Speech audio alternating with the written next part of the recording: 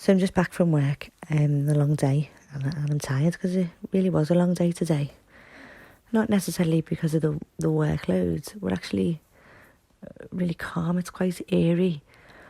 We're a busy hospital. We're a popular hospital. We're normally bursting at the seams, and obviously we're kind of clearing beds out now and making spaces for people.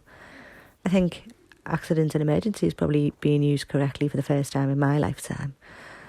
Nobody's sitting in A&E for a long time because they can't get an appointment at the GPs. Everyone's using it properly. It's for serious accidents and emergencies only. So that's what we need at the minute. We need that kind of space to breathe a little bit and to give those departments time to deal with the people who really need it.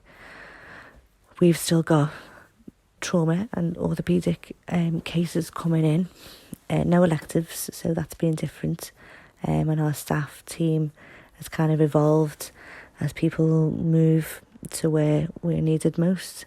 This is going to hit. It's going to be really scary. We're going to be really, really busy with lots of poorly people. And there's nothing that we can do to kind of stop it at the minute. We're just waiting. And it's really weird. It's a bit frightening, really. So working from home today, conducting some interviews for potential nursing candidates.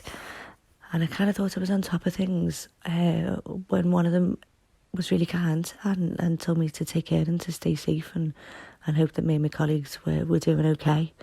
And I just kind of had to end the conversation really quickly before I burst into tears. Because obviously I'm just an emotional wreck at the moment. Still missing Jack loads and trying to FaceTime and help him with his schoolwork over the phone. It's really weird. I'm never far away from my family and this is really difficult. Strange day in work today. Lots of staff off sick and people, having symptoms and still very frightened. So it's quite scary. It's kind of edging closer and closer to us. I've empty beds on the department as we make way for people who need to come in, and they are coming in. Different rules for PPE today. And an email came around last night and said, we were all to wear masks all the time and to change these every 3 hours. And obviously different if you're going into a room with somebody who's possibly infected. So that was kind of strange, and you have to relearn the levels of communication that you use. And I don't think you realise that how much of your non-verbal cues that you're looking at and how much we rely on facial expressions. And it's not until that's taken away from you that you realise how difficult that is, especially with some of my mature patients who have difficulty hearing. They rely on looking at your mouth to interpret what you're saying. And then once you take that away, you've taken away a massive proportion of somebody's face and their ability to communicate, and quite an expressive person. And all those things that you say, you're having to try and get across to somebody with your eyes. My little old lady who's got a broken hip. And I want to tell her that everything's okay. And my facial expressions will play a massive part in that. And that's gone. And trying not to be terrifying as I come towards them looking like something out of E.T. Anyway, we're all just doing our best, and that's what I think is coming across more and more, is that people are pulling together and trying our very best for our patients, which is what all of us ever wanted to do when we signed up for this anyway.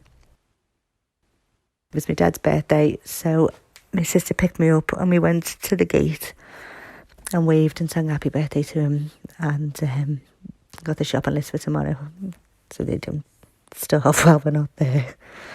So that was a bit surreal, kind of talking to my family while they were stood at the front door and we were stood at the gate posts.